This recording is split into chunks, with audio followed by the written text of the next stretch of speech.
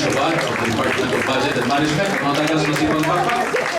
Secretary Dinky Soliman of DSWD, Secretary Rogelio Singson of DPWH, and of course Secretary Janette Garin of the Department of Health, with some regional directors. Our provincial officials are also here with us, and of course our Congressman of the 1st District of Bohol, Congressman Rene Relampagos. We are requesting our guest to please stay at our presidential table. Our provincial board members are also here, and so with the local officials, the city officials of the city of Pangkalahatang. So atong lihangyo ang tanan, alihog tagpapahiluna.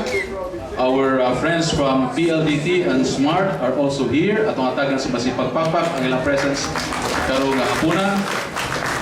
The municipal mayors of the province of Bohol, led by the LMP president and Mayor of Loon, Mayor Lloyd Lopez. Mayor, please have your seat together with the President. Our Vice Governor, Dr. Concepcion Lim. May I request Vice Governor to please stay at the presidential table. We also have from DILG, I think our regional director, Director Rene Bordios is here. We have a seat for our Vice Governor, and Mayor Baba Yap of the city of Tagbilaran is also here. Our provincial board members, Dr. Yu Lopez, Board Member Abel Damalerio, Board Member Jerry Garcia, and our Liga President, Board Member Molek Sipidosa is here. Board Member Benji Arcamo is requested to please join the SP members. Board Member Pidyong Hala also is here with us. Our department heads from the national and provincial government. And of course, Mr. Rex Kender and Ma'am Linda Paredes is joining also today's activity. Okay, so I think we're all here. And so, may I request everyone to please rise for the invocation to be led by Father Vicente Uy, SPD. And please remain standing for the Pambansang Awit na Awit sa Bohol.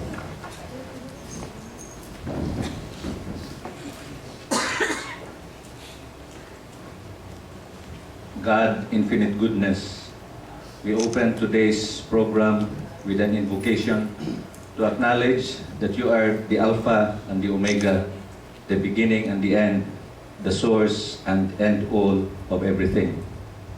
As we invoke your heavenly blessing upon all of us gathered here on the occasion of the launching of the Konkreto at Ayos na Lansangan at Daan Tungo sa Pangkalahatang Kaunlaran program o Kalsada, and of the new Bohol tourism video with updates on the Bohol domestic fiber optic network, we pray that you especially bless the people who are directly responsible for these projects, so that what we begin today may be brought to a successful ending. Just as you sent your only begotten Son into the world and became one with us in the flesh, to show us how to relate with one another as brothers and sisters, may these above-mentioned projects or programs help us also to connect with one another in terms of information, knowledge, and accessibility for which these programs were envisioned.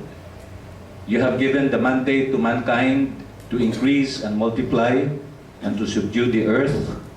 May we understand it not only in terms of numbers and governance, but more importantly in terms of prosperity through service from the government to its constituents, as the incarnation of your Son Jesus Christ was meant to be.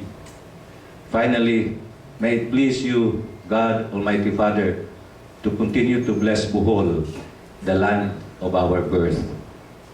Amen.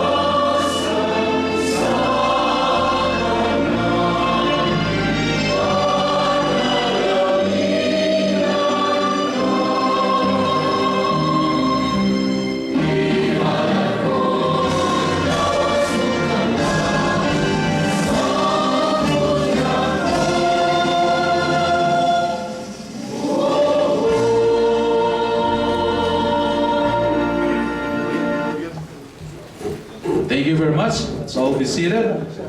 We would like also to thank the presence of our UP Advisory Council who came in from Manila, led by Dr. Jose Pepe Abueva, tumatagas na si Pampapag, Dr. Rene Rollion, Dr. Ernie Pernia, and Raul Fabella. Thank you very much for joining. We would like to acknowledge also the resort operators of the province of Bohol, particularly from Dawis and Panglao and Tagbilaran. Pakpakan po sila, our members and officers of the Bohol Chamber of Commerce and Industry, from the Bohol Bankers Association, and of course our Congressman of the 3rd District of Bohol, the Honorable Congressman Arthur Yap. To our highly esteemed guests, our provincial and municipal officials, our colleagues in public service, our key personnel from the different agencies, various stakeholders from government, business and private sector, and development partners. Again, good afternoon to everyone. What makes this event extra special, aside from you coming here, is the presence of the key players in national governance, as constant reassurance of support from the Pinoy administration. We are truly honored to have with us Department of Budget and Management Secretary Florencio Abad, ang tagas po si Papaksa, DPWH Secretary Rogelio Singson, DOH Secretary Janette Garin, and DSWD Secretary Dinky Soliman. The Kalsada program is the first ever attempt to bring national government funds to aid in paving provincial roads and in the long run, local roads. We perceive it is also a propeller of local autonomy and decentralization in the local roads management. We will also be seeing for ourselves the new Bohol tourism video, which will eventually entice more tourists from all over the globe to experience the marvels of our island province of Bohol, boosting our tourism industry and our local economy. The updates of the Bohol phone will also be showcased. So to speak, the convergence of infrastructure, tourism promotion, and ICT connectivity is powerful enough to extend better opportunities to our people. To jumpstart with this afternoon's event, let us all welcome the Chairman of the Committee on Tourism of the House of Representatives, Congressman Rene Lopez Velasquez. Welcome. Thank you so much, our Master of Ceremonies, the Provincial Administrator, Ada Malerio. My respects to our most honored guests. We do not only have one, but we have several very important guests of the province today, all of them have already been duly acknowledged by our Master of Ceremonies, the Secretaries of the Department of Public Works and Highways, the Budget and Management, Department of Health, and Department of Social Welfare and Development, the Honorable Governor of the Province of Bohol, Ed Chatto, the Vice Governor, Concepcion Lim, my colleague in Congress, the Honorable Congressman of the 3rd District of the Province of Bohol, Art Yap, our distinguished members of the Provincial Board, the City Mayor of the City of Tagbilaran, Baba Yap, the Vice Mayor and the rest of the City Council, our honorable mayors in the 47 municipalities in the Province of Bohol, as well as our friends and supporters from the UP Advisory Council who are also here present in today's gathering, our friends from the media, our friends from the tourism sector, other stakeholders in the province of Bohol, friends, ladies and gentlemen, maayong hapon natong tanan. The task given me this afternoon is to deliver the welcome message. If we go by the program of today's event, there will be 5 messages. But among the 5 messages, mine would be the least important. And the reason for this, because my task is just to welcome all of us here in this event. if we go by the composition of today's attendees, there are two general classifications of people who are here present this afternoon. My fellow Boholanos and the non-Boholanos. So because of that, there will be two kinds of welcome messages that I'll be delivering. One for my fellow Boholanos and another for the non-Boholanos. So to my fellow Boholanos, I don't think that I have to welcome you to our province, but rather you should join me in welcoming our guests to our province. But I would like to welcome you at the same time to this launching of the Kalsada program. And for the non-Boholanos, welcome to the beautiful province of Bohol. I would like to tell you that Bohol may be a very small province, but we are very proud to say that we have contributed to enriching Philippine history. And the reason why I do say so, because there are certain historical events that Bohol gained prominence. Like for example, if we go by the municipality of Mayor Rogelio Singson, it was from their municipality where the Boholano hero come from, Francisco Dagohoy. Dagohoy made prominence in Philippine history for having led the longest Philippine rebellion. And we are also here, and we're very proud because the mayor of Talibon is in the province of Bohol. Why am I citing these mayors? Because in the town of Talibon, we produce one of the country's Philippine president, the late Carlos Polistico Garcia, who was very known during his time of his Filipino first policy during his presidency. And thirdly, there is also another historical event that yesterday I read in the papers, that the outgoing ambassador of Australia was conferred the Order of Dato Si Katuna by the Philippine government for having already finished his tour of duty and for the contributions that he has made to the province, not only to the province of Bohol, but to the country in general. So why am I talking about all these historical events?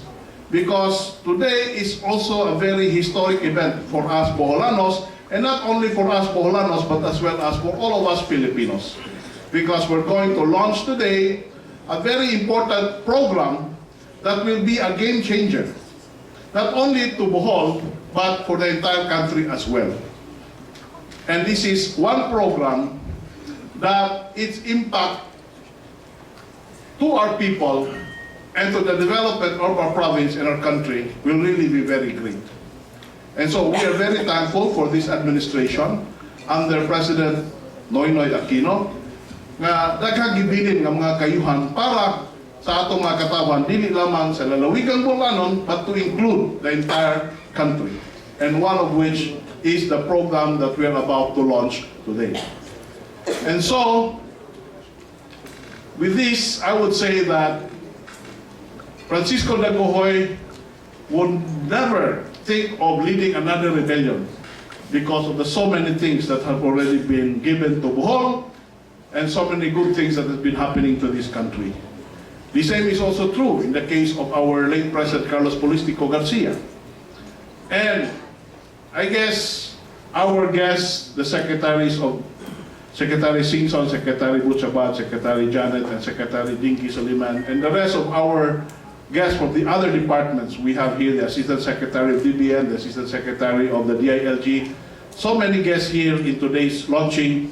I would say that you don't have to worry here in Bohol because you are very safe whenever you are in Bohol. Because not only does Bohol have a lot to offer in terms of many beautiful attractions, like the Chocolate Hills, the many white sandy beaches, the Tarsier, and a lot more.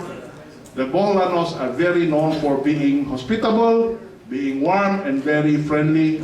And that was the reason why Si Katuna was really emulated by all, because the first treaty of friendship between a foreigner and that of a Filipino was done here in the province of Bohol. And so it is in this context that I welcome you all in this launching of the Kalsada program. Thank you and good afternoon. Ayun, salamat, Congressman Rene Lopez Relampagos. Friends, ladies and gentlemen, it is with great pride and honor that I present to you the brainchild and prime mover of numerous development programs as capsulated in our development framework, Hit Bohol towards the 50. And to deliver the statement of purpose, let us all welcome the Honorable Governor of the Province of Bohol, Governor Edgar M. Chatto. Thank you very much, our Provincial Administrator and Master of Ceremonies, A. Damalerio. May hapon ka natong tanan. Welcome and Happy New Year! I started saying that simply to remind you that this is our first gathering of agencies from the national government, local government, civil society organizations in one roof to welcome the new year and to hit the ground running. But today, this is a very special event because, as you know, we are not just gathering as a local family.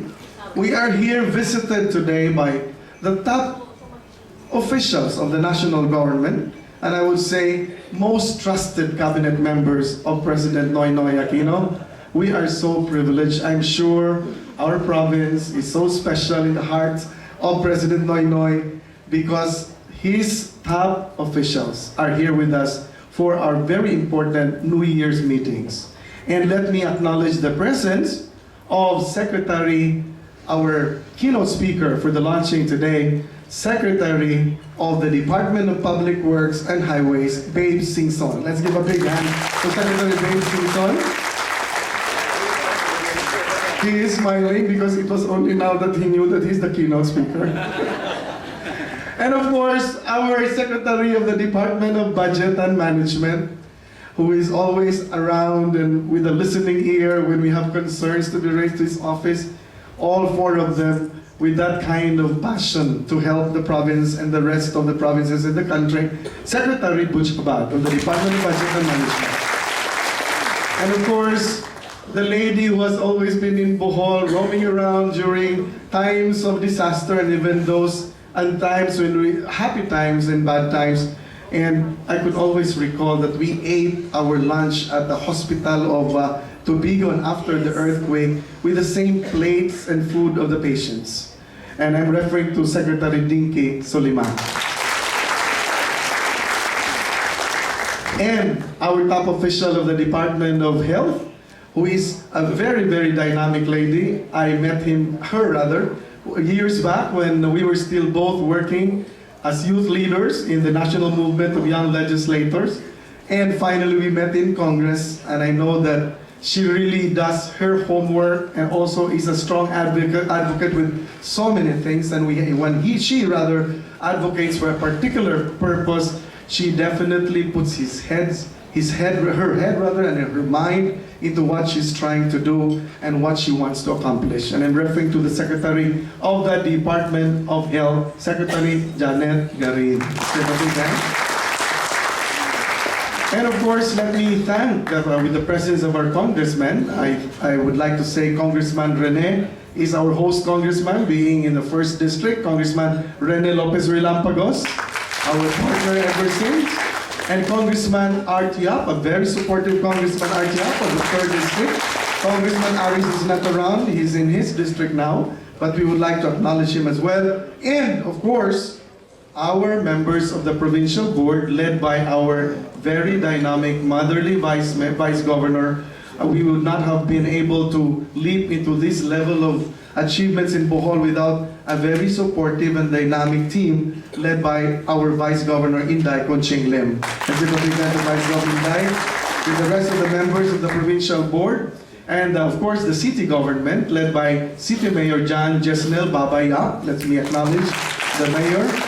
Our mayors of the different towns in the province of Bohol had a very interesting discussion with our cabinet members before this opening activity today. Let's give a big hand to our mayors, local government officials, provincial heads of offices, national agency heads who are here with us also today. And let me also give special recognition to some very important guests who are here with us. From the PRMF, our partner in the Roads Reform Program of the Provincial Government of Bohol, Dr. Rex Kinder and Mr. Harvey Buena. This is an Australian program in partnership with the provincial government, of course, with the Department of Interior and Local Government. And likewise, another partner today in our launching is the PLDT with Mr. Joy Limhap, Vice President and Head ICT Research and Development of the PLDT. Let's give a big hand to the PLDT group. Let me also inform everybody that Bohol is so lucky. We have a lot of talents among Boholanos, maybe overseas and within the country, and most especially in the academic community. And since the time we assumed as governor of the province, we have very, very passionate people who have been working in the academe, so well entrenched in their respective field, known to all people in the academic sector, and even in the various communities of the country as consultants. And they too have volunteered their work and their support to the province as they try to help us and guide us, evaluate as well as provide academic basis to all our endeavors and policies that needs consultation from the academic sector. We are very thankful that we have what we call the University of the Philippines Advisory Council, composed of top officials, 8 of them, and we have 4 of them with us today. I am referring to the former President and President Emeritus of the University of the Philippines and now President of Kalayaan College, Dr. Jose Pepe Abueva. Let's give a big hand and welcome Pepe to the province of Bohol. Let me also acknowledge the presence of former ADB consultant and professor of the University of the Philippines School of Economics, Dr. Ernesto Pernia. Also, we would like to acknowledge the presence of national scientist, Dr. Raul Fabella. Let's give a big hand to Dr. Raul Fabella.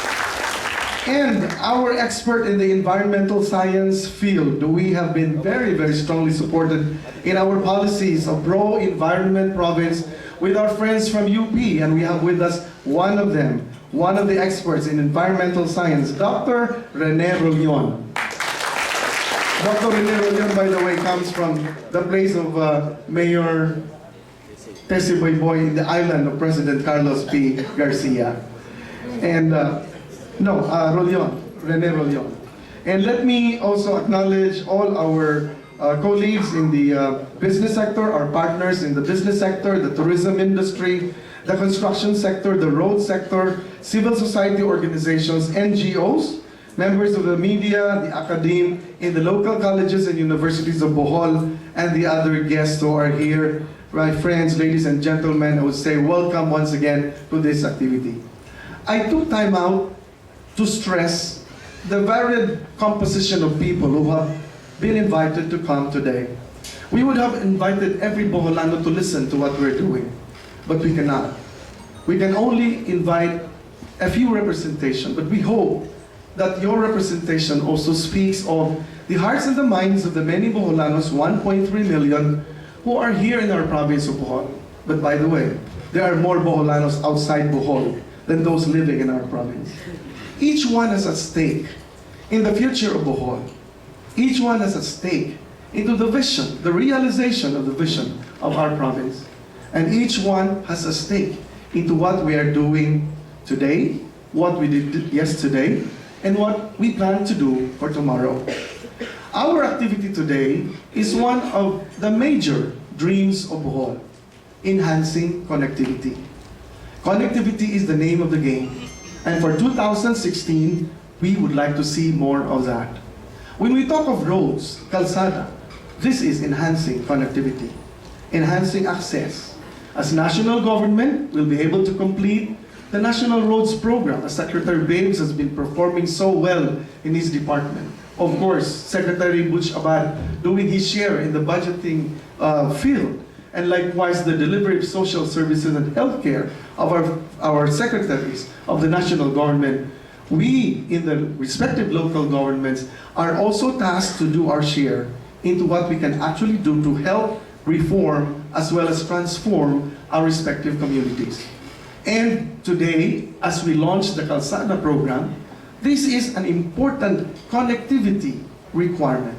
not only for national roads, but also local roads like provincial roads, then in the future city roads, municipal roads, and barangay roads. Without this connectivity, we cannot really speak about the total opportunity of enhancing economic activities that will propel development in the countryside. Bohol dreams of becoming a major contributor to national growth and development.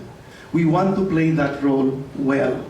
Whether it is in the area of eco-cultural tourism, or agri-industrial development, or even in the ICT sector. And that is why today we have put Kalsada together with the tourism video presentation and an update on our DPWH project with the PLDT, the private sector, that will really emphasize the fact that connectivity is the name of the game. But when we communicate to you, that too is connectivity. When we communicate to our people down the line in the field level, when we communicate to farmers, fisher folks, our people in the urban communities, including the urban poor, and those that we want to be lifted up in what we call, and the President would always say, daang matuwid, a process also that will require everybody moving up, not just a few. Inclusive growth. These things can be achieved together with connectivity as our theme. Connectivity means roads. Connectivity means our new Bohol Airport. Connectivity means our new seaports, and those that are repaired by PPA to make sure that our province recovers from the devastation of the earthquake.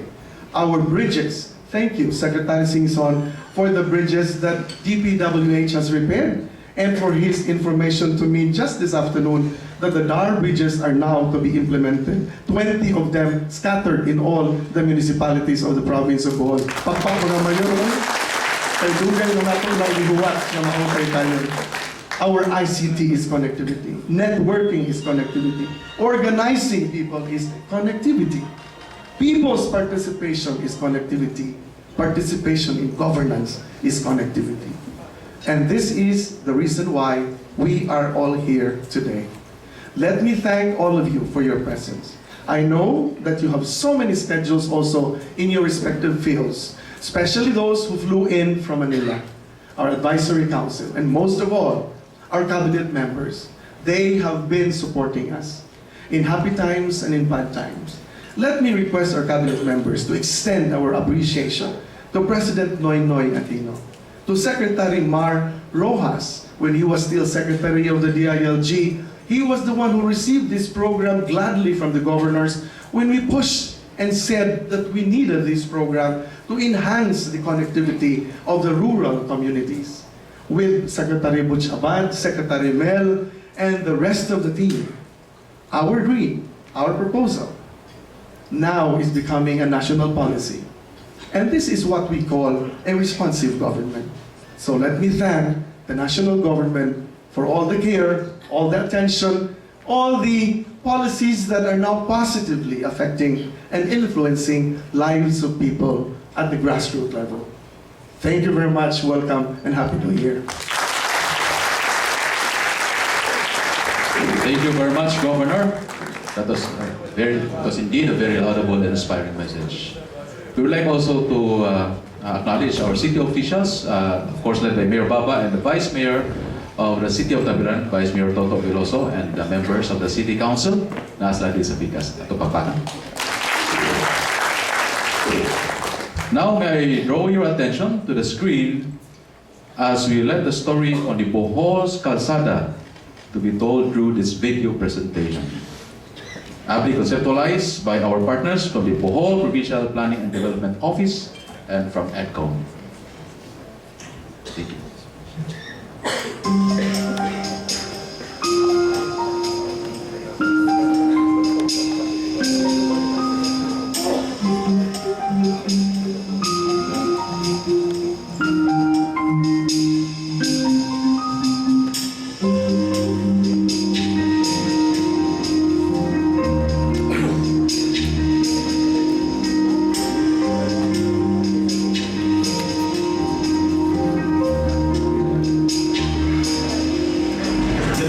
Challenges to local governance are widely known among LGUs.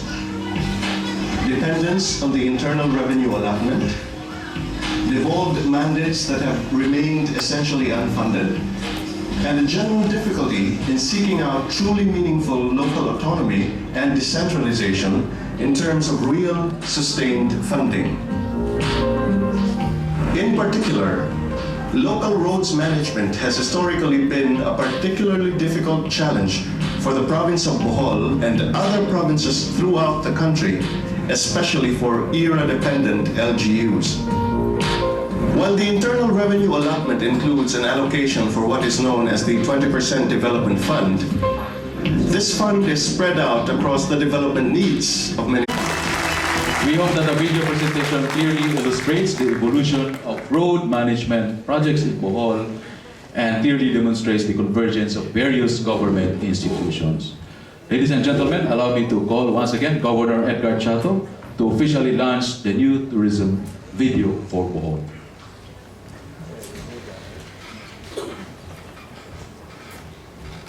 Thank you very much, Provincial Administrator A. Without wasting time, I know our speakers who has very, very precious time left for their sharing with us today. I would like to welcome everybody to witness for the first time. This is the first time that it is shown for public viewing. And of course, we will be open to some critiquing from the Boholano community and the non-Boholano community. If there is anything that you'll see in the video that needs some improvement, let us know. This is an ongoing project, and this will be, of course, shown not only locally but also internationally. Our tourism video, as part of the Heat It Bohol, health, education, agriculture, tourism, and information technology for Bohol towards Big Leap. Thank you. Good afternoon. Welcome. Thank you very much. I'd like to acknowledge Mitch, who is in charge of the production of that video. Okay, ladies and gentlemen, in behalf of USEC Auster Panadero to give the response from the Department of Interior and Local Government, let us all welcome Regional Director, Attorney Rene Borges.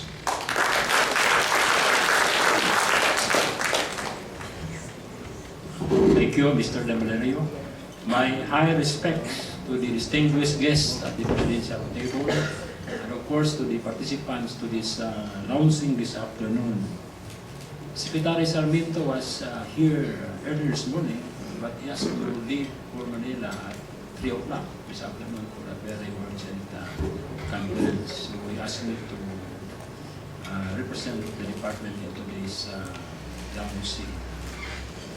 Of course, I may start this, may I just say that as part of my response that the grant of financial assistance to rehabilitation of provincial roads has never been in the radar of the national government during the past decades.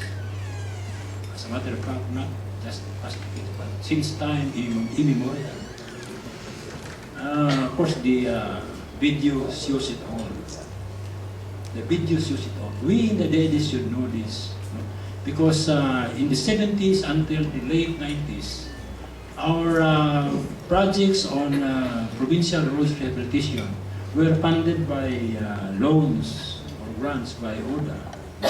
And lately, we have the Provincial Roads Maintenance Facility, which Bohol is a proud recipient. It's a proud recipient. This project started in 2009, and this will end June this year, 2016. Timing lang. Pag-ends PLMF, the Kalsada program enters. And of course, we should be grateful to the current administration. The video shows the sad state of our provincial roads. In our place in Mindanao, the provincial roads are rehabilitated only when the barangay pista approaches or when the governor visits the barangay. Today, we are grateful to the national government for the first time in the history of our country has provided technical and financial assistance to the rehabilitation of provincial roads under the Kalsada program, which is a performance-based incentive program under the local support fund of the current administration. Salamat o may hapon.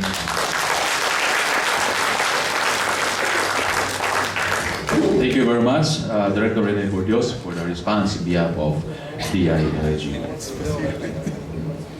Friends, atong mga kaigsunan, aniya atong pagkatawag sunod ang usa sa pinaka-importante na sakop sa kabinete ni President Noynoy Aquino.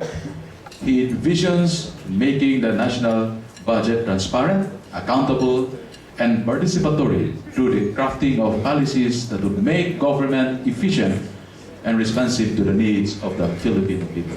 Let us all welcome DBM Secretary Butch Abad.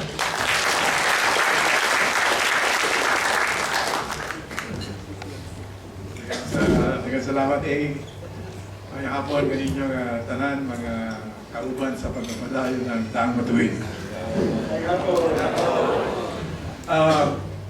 First of all, I would like to congratulate Governor Ed Chatto and of course the provincial government of Bohol, as well as all the other local government units now to the cities and municipalities and barangay, which we have been actively engaging these past so many years because of the many development initiatives that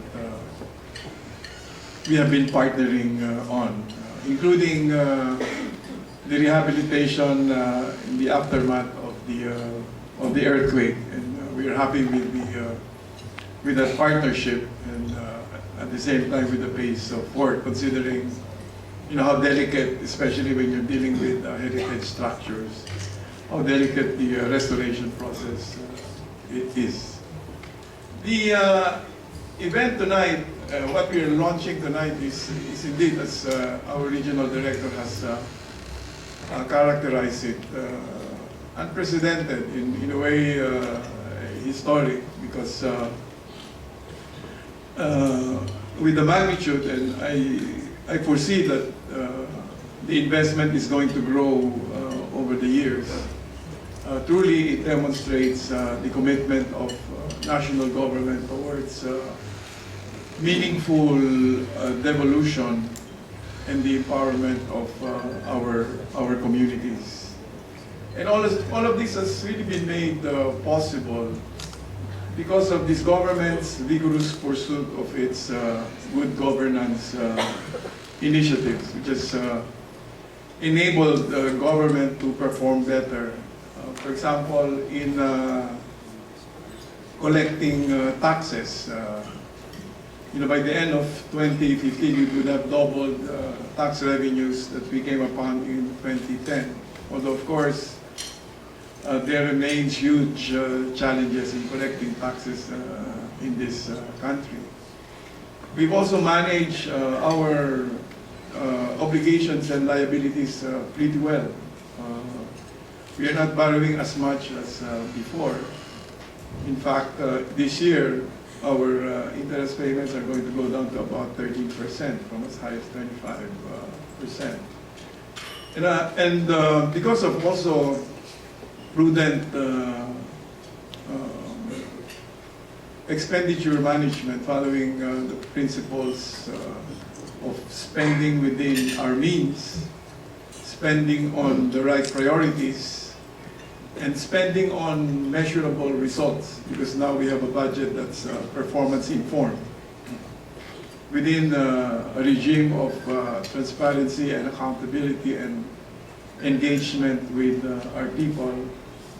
We have been able to increase in unprecedented ways public investments in social protection and social services, as well as in infrastructure development. For example, when we started, in the case of our conditional cash transfer program in 2010, only about 800,000 households benefited with a budget of 10 billion pesos.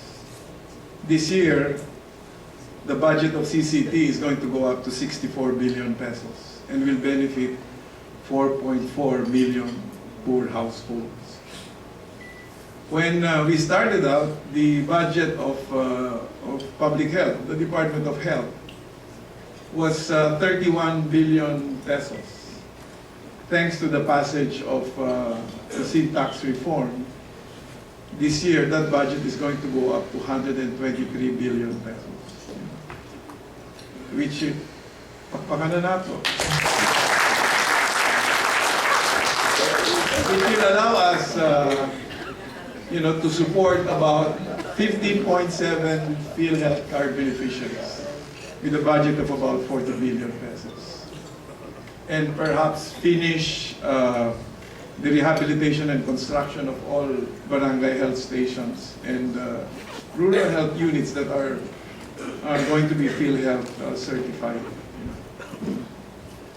Well, in the case, as Secretary Singson will tell you later, when we started out in 2010, the budget for infrastructure program was 165 billion pesos. Well, this year that's going to go up to 780 billion pesos. About 450 billion of that is going to be implemented by the DPWH, and hopefully by the end of this year, we would have paved all our national roads and bridges. And I think that's the reason why we are now looking at provincial infrastructure, like provincial roads. And so these huge public investments has really attracted, of course, the interest of investors now in our country. In 2010 when we started, foreign direct investment was somewhere in the area of $1.1 billion. In 2014, it went up to $6.2 billion, which made us the best performing country in the region and the fourth best in the world. And I think that is helped a lot by the fact that for the first time in our history, we were able to attain investment grade rating and 22 other positive upgrades as a result. So truly the foundation of all of this development has been the President's vigorous anti-corruption and good governance initiatives. And I think we should always keep that in mind as we start a very innovative program like Kalsada, because truly public funds are public taxes, and therefore we ought to be managing them very carefully and in the best way possible that achieves for our people, especially our poor people, the highest benefit. The growth of our revenues has also benefited our local government units. For example, Region 7 in 2010 had an era of about 14.7 billion. This year, that is going to be 31 billion pesos. The province of Bohol in 2010 had 2 billion peso era. This year, it's going to be 6.7 billion pesos. But despite that growth, we do face certain structural problems, because if you look at the structure of our GDP, unfortunately about 63% of that is really owned by only three regions of the country, regions 3, NCR, and 4A. And region 7 only shares about 7% of that. And the fastest growing region in Mindanao, which is region 10, only shares about 4% of that. So there is really a challenge to disperse growth in the other regions if you want the growth to be truly inclusive. And the bottom-up budgeting exercise, of which the Kalsada program is variant, is an attempt by national government to intervene in the situation, among other interventions that it has provided, so that somehow we can begin to equalize the situation and disperse growth in the poorer regions and provinces of the country.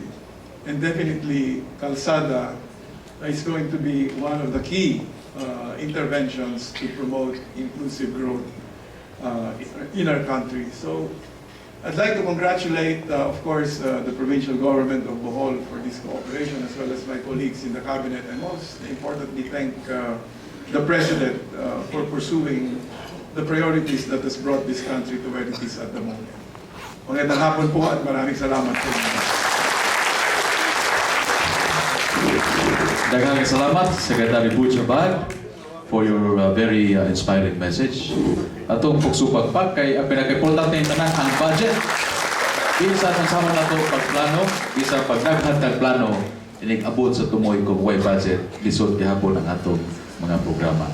Our mayors, kadagog mo sa gingon ni Secretary Butch Abad, ang budget for public works is 780 billion pesos. Tiyaw mo na, ang DPWH is 450 billion. So na ay mga 300 billion tingali nga magkapag-abot-abot sa mga lungsod na to. Pakpakan na to, ukusog ang Department of Budget. Now, let us call on our keynote speaker, who plays a very important role in Kalsada program, not only in Bohol, but throughout the country. Let us all welcome Secretary Rogelio Singson of the Department of Public Works. Salamat. Magandang hapon sa inyong lahat. To my colleagues in the Cabinet, Secretary Butch, Secretary Dinky, Secretary Janette, Congressman Rene, Congressman Yap, of course our host, Governor Chatto, and Vice Governor Lim. Allow me first to, let me also acknowledge the executives of the province of Bohol, because I'd like to congratulate you for having started and conceptualized actually Kalsada as a program, now being launched as a national program.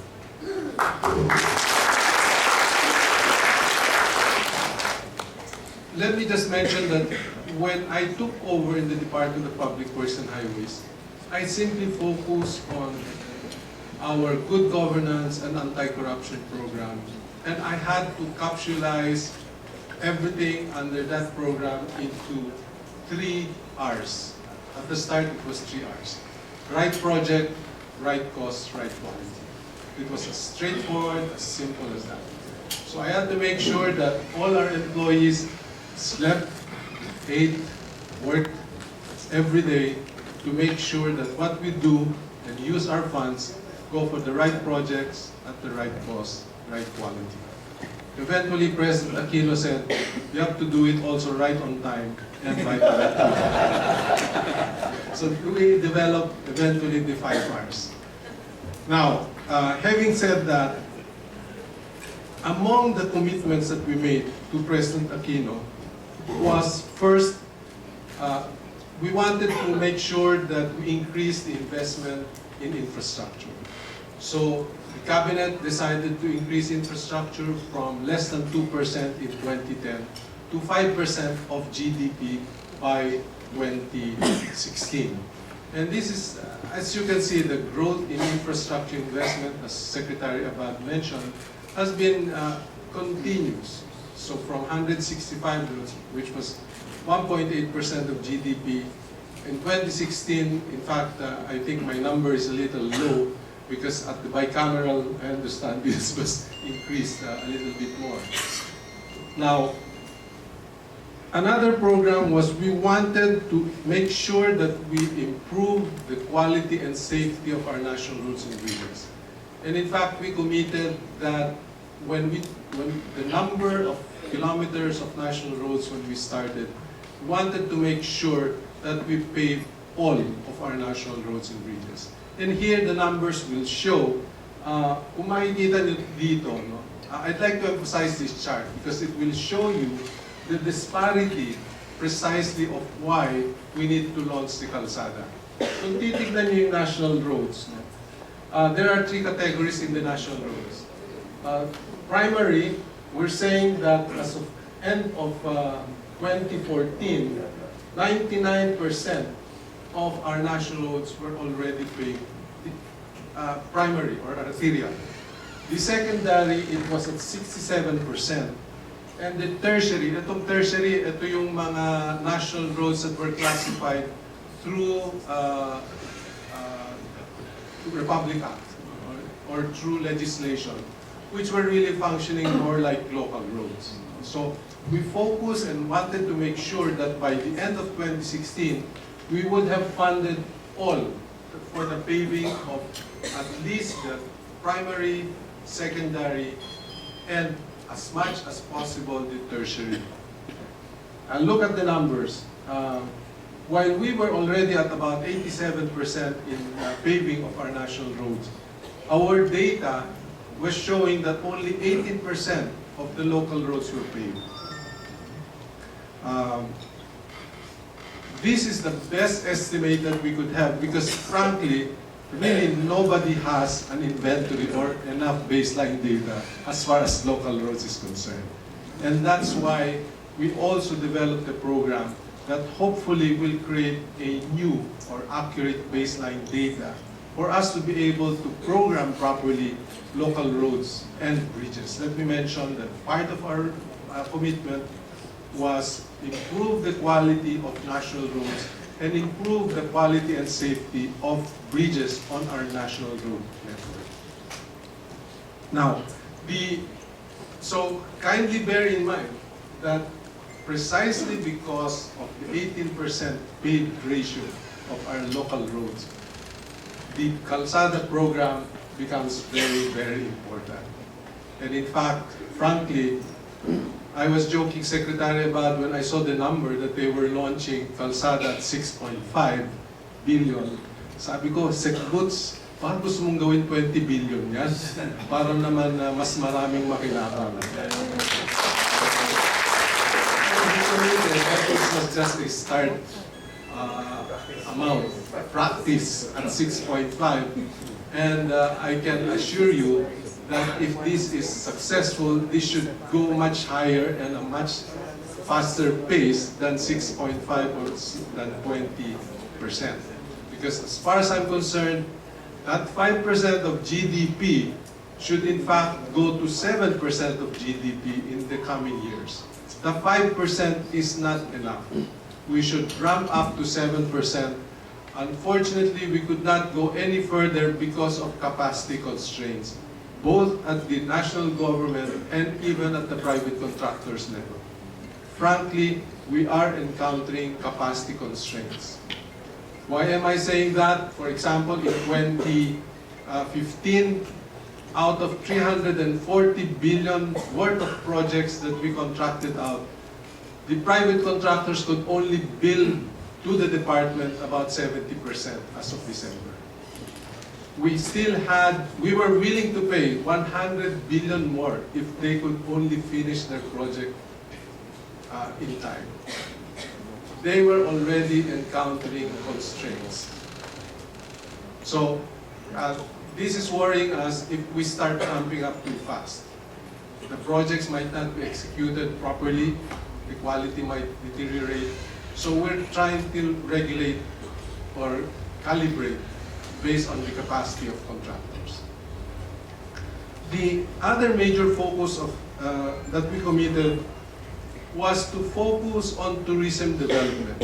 And Bohol is right in the middle, in the center of this development.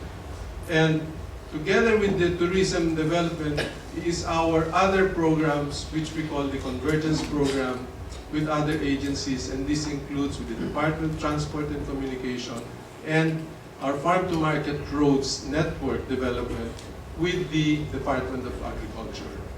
Now, can we go to the next slide? Let me show you what we have achieved so far. Although we're saying we focus on our national roads, as you can see there, although we've done 15,000 of national roads, ibig sabihin, we've done what used to be paved, what used to be unpaved, which we've already paid as of March 2015, of 5,208 kilometers, we've actually done 3,191 of local roads that used to be unpaved that we have paved.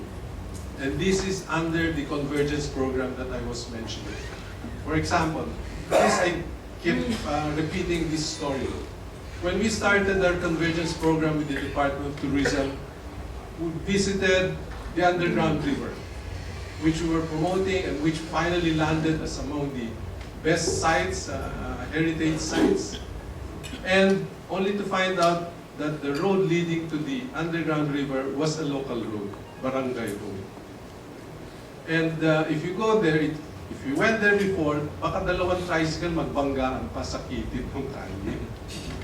Eventually, it was paved, but the quality of the pavement was masyadong manipis. Nagkaroon ng center line, yung gitna ng paved road, pero after summer, nalusaw yung asfalto, so nahilo yung white line. No? Nag-ekes nahilo kayong gitna. No? So we volunteered under the Convergence program that we take over. And that's where we really put our heads together with the Department of Tourism and the local government. Identify your primary tourism destinations. Let's put it under a tourism development program, and let's start working on making sure that our tourism destinations are well paved like national road standards. And that's why you see Panglao Island, you see the circumferential roads, although they may be local roads, we have paved them regardless of whether local or national, provided they're identified as a tourism destinations. I just came from Anda. We're trying to work on Anda. We've done we went through the center, through Carmen, Batuan, Hanopol, Waldihan, all the way to Trinidad, Corelia, and then eventually to Tagbiraran North Road. And we're committed to fund totally that road from end to end, including I already told Governor Chatto that's funded in 2016. Now, so this is how it looks as far as road project is concerned. Let's go to the next slide. Tignan niyo yung mga bridges. No? We had some 12,000 linear meters that used to be temporary. And these are what you call bridges on national road network. Unfortunately, we had the bridges which are on national roads which were either just about ready to fall apart or they were still made of wood. So we've converted them into permanent bridges. And as you can see, this included some 2,037 linear meters of local bridges. And we have also rehabilitated 5,000 linear meters of local bridges, and we have constructed or widened 6,000 linear meters, or 6,900 linear meters, or a total of 14,352 linear meters of local bridges. So it is very important for us to get the local governments involved. Kung meron man kami nagawa dyan na gustong gawin sana riyan na hindi namin nagawa, hindi kami natulungan ng local government. Because remember that these local roads and local bridges does not belong to us. The road right of way belongs to the LGU. So if the LGU will not help us, for example, widen the right of way, then we will not be able to execute the program related to improvement of local roads and bridges. Fortunately, in the province of Bohol, we've gotten very good support. Let's go to the next slide. Ito naman yung mga flood control.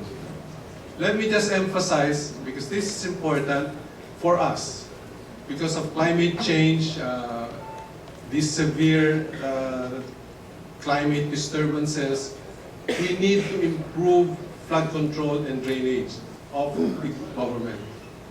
So we focus first on what we call the 18 or 19 major rivers in the country. So we have prepared master plans for the 19 major rivers.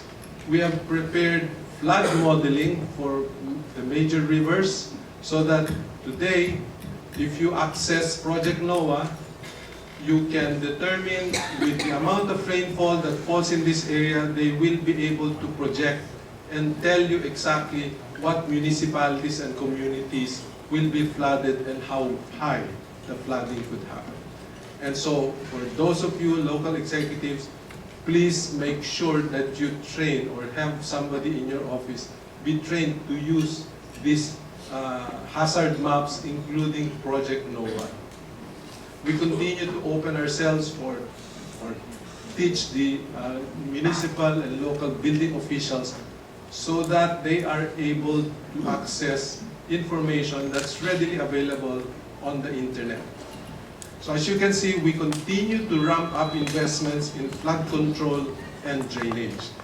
Pero huwag sanang sasama ang loob nyo dahil inuuna nga namin yung major rivers, which are the recipients of the esteros and small creeks that come from the local waterways. The local waterways could possibly come under Kalsada as well, eventually. So my suggestion is, let's not just focus on local roads and bridges, eventually go into waterways improvement. Next slide, please. This just shows you what Butch mentioned. In 2011, our investment was 90.7 billion. In 2016, this is based on our number, but this has gone up to 400. Through the efforts of both houses, they've increased this from 360 to almost, if my memory serves me right, about 401 billion. And this does not include transfers from other departments, like the budget for school buildings from DepEd and the farm-to-market roads from the Department of Agriculture. So as Butch Secretary Abad mentioned, we will probably be implementing about close to 450 billion in 2016. Our commitment to Secretary Abad is we will be able to award at least 50% before the election ban. 50% of whatever allocation or appropriation we get, we will try to award before March 25 of this year. Next slide, please. This shows you the distribution of our 2016 budget. As you can see, we are focusing heavily no longer on NCR. That NCR is just going to get 7%. It used to be as high as 18%. We're focusing outside of NCR, and in particular, we are focusing on Mindanao, which will get 33% of our budget in 2016. The only reason for that is we're developing a logistics network program for the whole of Mindanao. 33%. As you can see, there are more regions now that will receive a much higher budget than NCR. That has never happened in the past. NCR used to get always a lion's share. No, not anymore. Mahirap mag-implement sa NCR. Masyadong maraming mareklamo.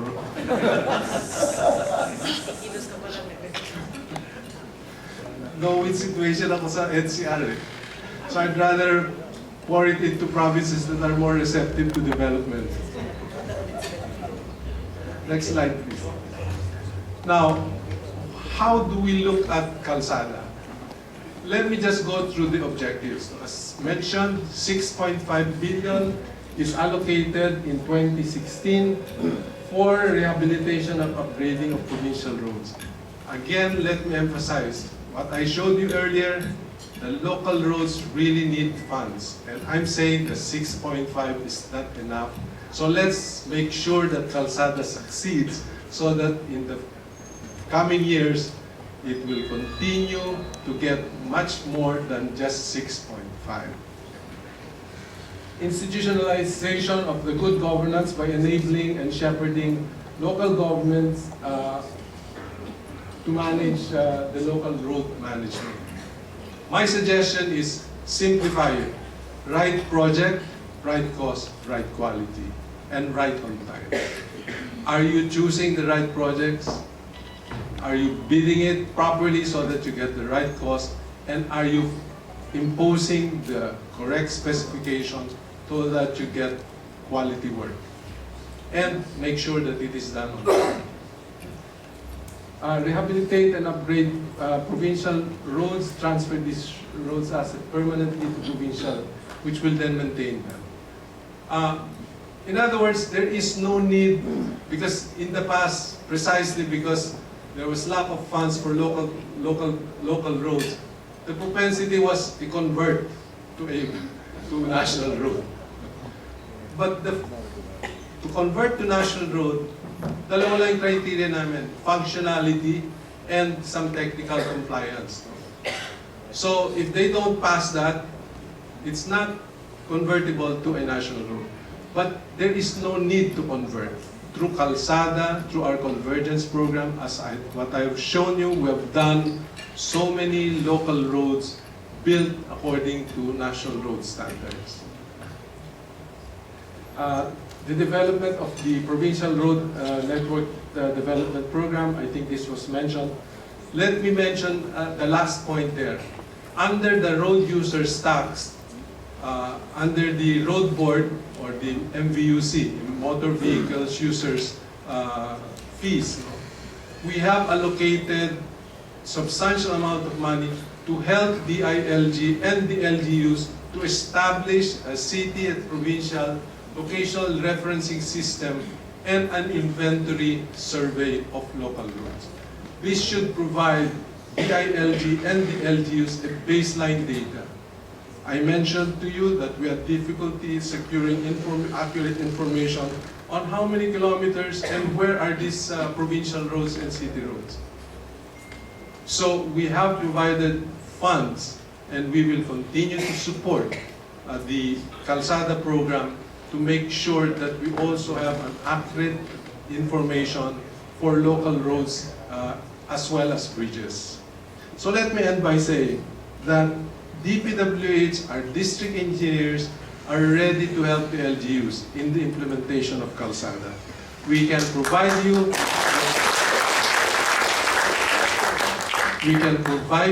the technical assistance that you need. We can help you in the specifications. We can help you in providing standard costings because we update our standard unit cost every quarter by region. So the price that we will give you is not the price of Metro Manila, it will be the price of the region. So in terms of estimating, you can have a feel of the correct numbers. Now, the second point, and this is my final point, you can expect a much bigger funding than just 6.5, but let's make this work. Magandang hapon po.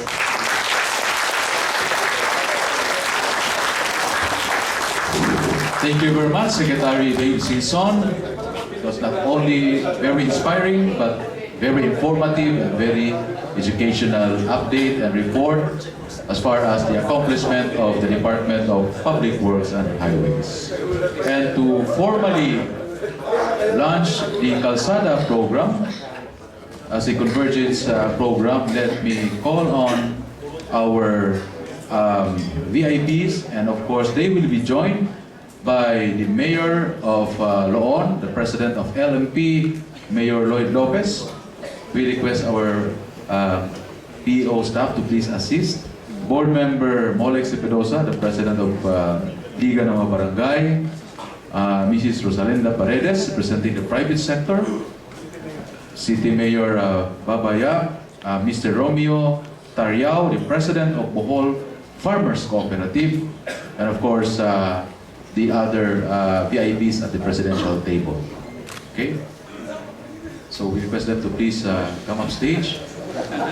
So the turnover will be led by Secretary Rogelio Singson, Secretary Butch Abad, Governor Edgar Chatto, Secretary Janette Garin, Congressman Rene Relampagos, and Congressman Arthur Yang. Honorable Secretary and of course Director Rene Bordios is also requested to join. Okay, our guest led by Secretary Singson and Secretary Abad will now hand over to the provincial government of Bohol, represented by Governor Edgar Chatto and Vice Governor Concepcion Lim, the Kalsada capsule, symbolizing the Kalsada program of the national government, Konkreto at Ayos na Lansangan at Daan Tungo sa Pangkalahatang Kaunlaran. Tumatagal sa masipang pagpak. The capsule contains the plans and programs of the works for the initial roads in Bohol to be under the Kalsada program. It also contains guidelines in the implementation of the Kalsada program. A newspaper dated today is inserted in the time capsule as evidence that today in Bohol we are launching the implementation of Kalsada program, witnessed by some of the honorable cabinet members, the provincial officials, development partners, and other stakeholders. Now, Governor Chatto is now accepting Kalsada capsule to show that Bohol is now accepting the challenge to continue its roads reform program. Can we request Vice Gov to please join? To improve and upgrade Bohol road network that will mean connectivity towards greater heights for Bohol's development. These road networks link national roads to areas of economic development, allow access to basic services, and serve as important conduits during conflict, crisis, and calamities. Kalsada funds shall be directly released to the provinces subject to their compliance of certain requirements to increase their ability to bring their road networks to sustainably maintainable condition through renovation and rehabilitation of strategic road networks linking national roads to areas of development such as health, education, agriculture, and tourism. Atong hatagan sa masipang pagpag ang pag-usad sa mga kalsada program dinhi sa ato nga lugar sa Bohol. Ma'am Joy, Molex. The Honorable Governor will now hand over the Kalsada capsule to the stakeholders, the public and the private sector, Mayor Lloyd Lopez, representing the League of Municipalities, Board Member Molex Pedosa, representing the Association of Barangay Council, Mrs. Rosalinda Paredes, representing the private sector, representing the farmers and the fisherfolk and other road users as the beneficiaries of this laudable Kalsada program. Also joining them is Mr. Romeo Tariao, the President of Bohol Farmers Cooperative. Atong hatagan sa masipang pagpag.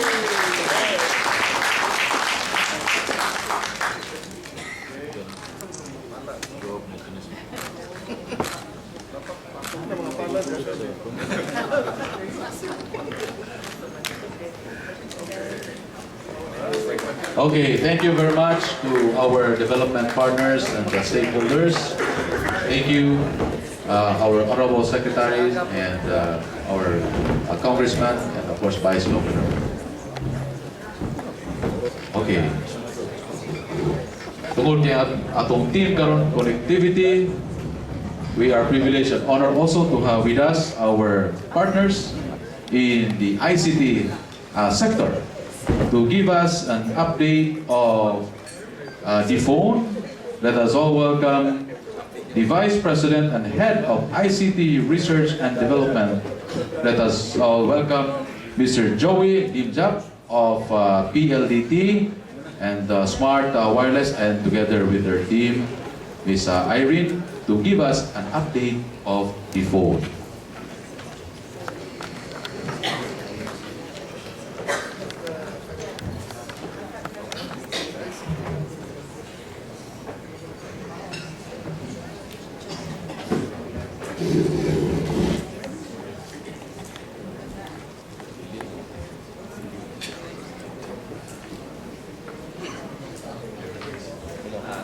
All the honorable cabinet members, to the congressmen, to the mayors of Bohol, and most of all, Governor Chatto, who invited us here.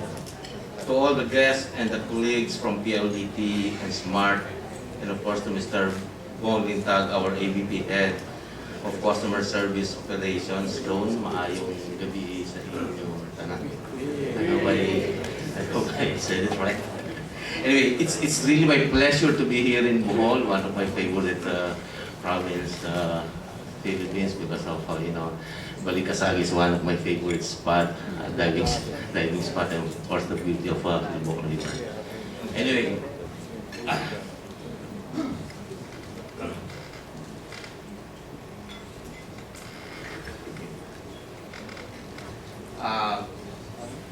before this, our main backbone of the PLDT network, the domestic fiber optic network, and this passes through Bohol.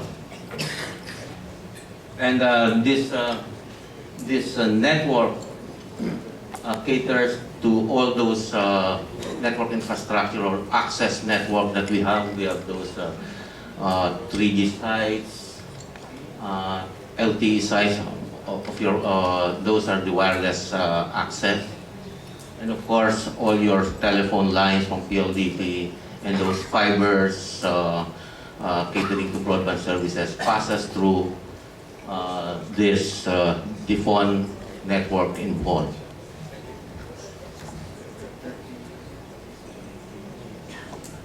Right now, the existing capacity of Bohol is 30 gigabits per second and has connectivity to Cebu Jones and Cagayan de Oro.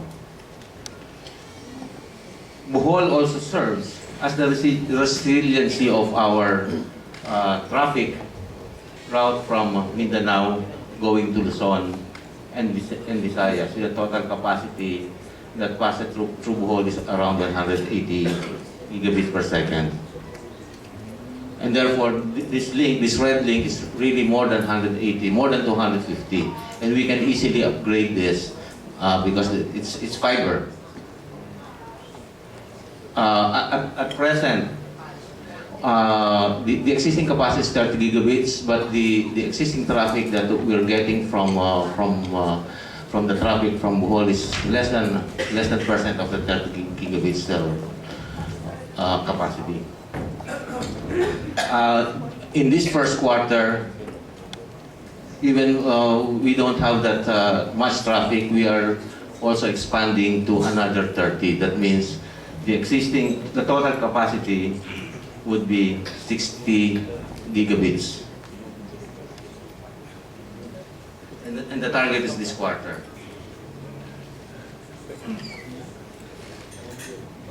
Now, those access links are all homing to this DPWH.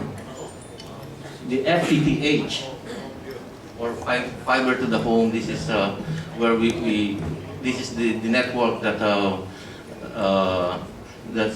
we are using for fiber base. It's a fiber optic broadband services.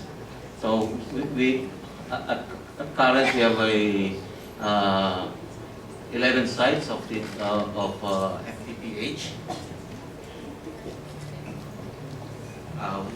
We have 4 in Panglao, Tagbilaran City, with a total of 11. And NGN is the next generation network. NGN is the network that provides you the telephone service of PLDT, and of course the DSL. NGN, those DSL passes through this network, the next generation network. And then for 2016, we will be adding an additional 11 sites of FTTH.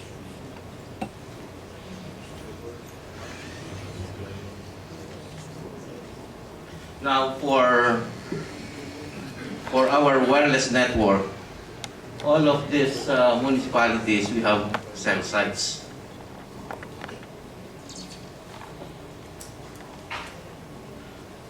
And we have presence cell site of Smart and Sun. And we are progressively deploying mobile broadband, the 3G, to improve the data experience. This is a continuous rollout within the year. And of course, we have presence in these major tourist destinations. All the way from Panglao, Chocolate Hills, Lobo. We have presence, we have wireless presence in those areas. Now, with these connectivity facilities, Bohol will now have access to the different services and solutions that the PLDT group can offer. PLDT can now provide an end-to-end ICT services. It's not, from analytics to different up to the professional services. We have several business applications, from customer management to industry-specific applications. So we can provide the enterprise with those capabilities. System management tools, we can also provide a view of your network. And then, not only that, we can also provide different operating systems, software, voice services, unified services, and of course, professional services for the enterprise. So, whatever services that we have in Metro Manila, we can also provide here, because we have this backbone that could cater to those business requirements. And this, of course, in partnership with major technology players. Those are some of the lists that we have partnered.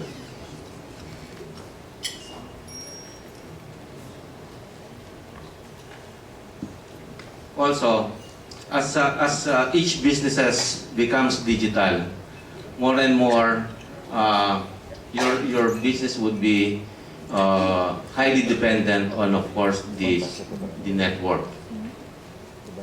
And as your business process highly dependent on this, reliability is one of the concerns. So if you will be establishing your own data center, I think that you cannot justify the cost if you need to have a carrier grade. That means no downtime at all.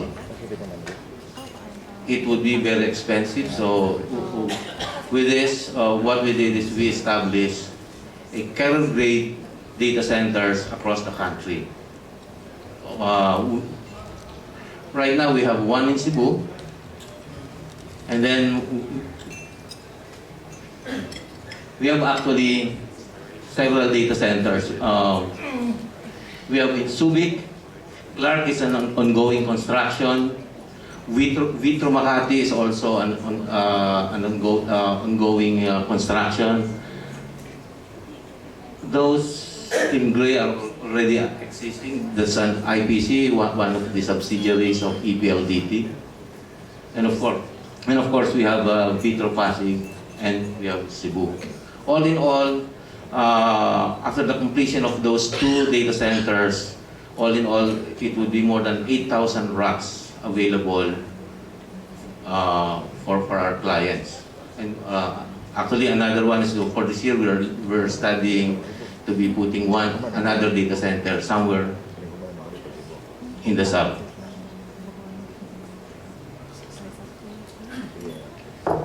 Now, of course, especially for BPO, the international and domestic data will be a key component of enriching one's business.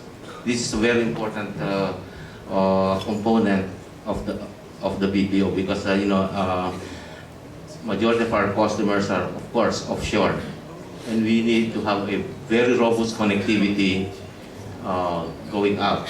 So that means with this infrastructure that we have in Bohol, we can also provide connectivity going outside the country. And of course, this is through partnership with service providers as well from other countries where you want to have presence. By the way, say for example here in Bohol, if we don't have access to say one of those sites, we do have a program called the Special Build. We can also provide fiber from our backbone to the customer, say building or customer frame or customer site. So we can assure you that that we can provide the necessary requirements for the business requirements of your customers here in Bohol. Even BPOs really require large amount of bandwidth. So what we are doing in case we don't have any facilities, we really provide or we build fiber optic cable going to that site. And another important service that we have is, as you know, cloud is now becoming very popular because of because of competition. Everybody must be, every business has to turn around as fast as it could, provide service as fast as possible. So instead of buying your own servers, building your data centers, we can now provide you virtual servers, virtual infrastructure on a pay-per-use. So you do not need to have those large capex. It's a pay-per-use model, and immediately we can provide you those kind of facilities. Not only servers, virtual servers, but we can also provide you business application tools. You do not need to buy softwares, but instead you can just subscribe to a pay-per-use software as a service. And of course, we also have partnership with different software providers. And by the way, this cloud infrastructure is housed in those data centers that we have. This is the only truly cloud infrastructure, carrier-grade infrastructure in the Philippines. And with this, again, we assure you that PLDT can provide all those business requirements that your customer would be needing. Again, this is Joey Lim. Mahayong gabi sa inyong tanong.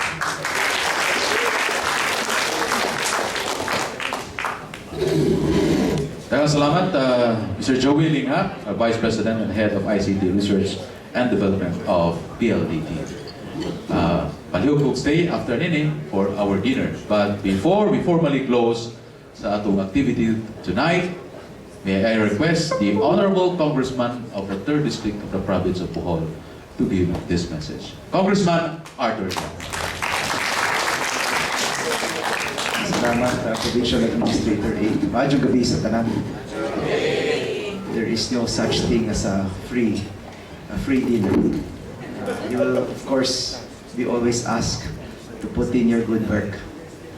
Mao nga, it is my honor to give last few words in this very important program. We have already greeted all the very important people in the presidential table and everyone as well. As a Bulanon, I guess to the government, to our government of President Aquino and to our distinguished secretaries who are with us in the presidential table, there is nothing that I can say but daghang salamat sa inyong tabang. We are of course launching this wonderful program today, this Kalsada program. But more than anything else, I think the cabinet secretaries should know that we will never forget you and this government for what you meant to us human sa dakong paglinaw sa 2013. That is when we were all severely tested. And there we saw where the heart and the efforts of the administration lay. We thank you for being on the ground within 24 hours after the earthquake. And we thank you for the continuing efforts today that you are giving us and all the funds that you're giving our mayors. And on a personal note, I think I stand from a very rare vantage point. Tungod kay natagaan ko ng distinct opportunity na makauban si Secretary Butch Abad o si Secretary Dinky Soliman. Sa una pa, we were able to work together, and I think that is my distinct privilege. When Sec Butch served as our Secretary of Education, Sec Dinky was our DSWD Secretary then. And I'm also not very surprised that the government reached its very high Zenith ratings today because of the exemplary work of Secretary Babe Singson, who does not distinguish between any color in the political spectrum as long as he can help. And I would also like to congratulate Secretary Janette Garin, who I've also had the very distinct pleasure of working before when she was a congresswoman. Janet, I've never thanked you, and I thank you today for all the good work and all the support that you have also given us here in Bohol. So with that, I simply say, daghang salamat sa gobyerno ug sa atong mga sekretary diri, and we will never forget the efforts that you have done for Bohol. Daghang salamat kaniyong tanan. Thank you very much, Congressman Ardia. And that concludes our activity for tonight. Dinner will follow.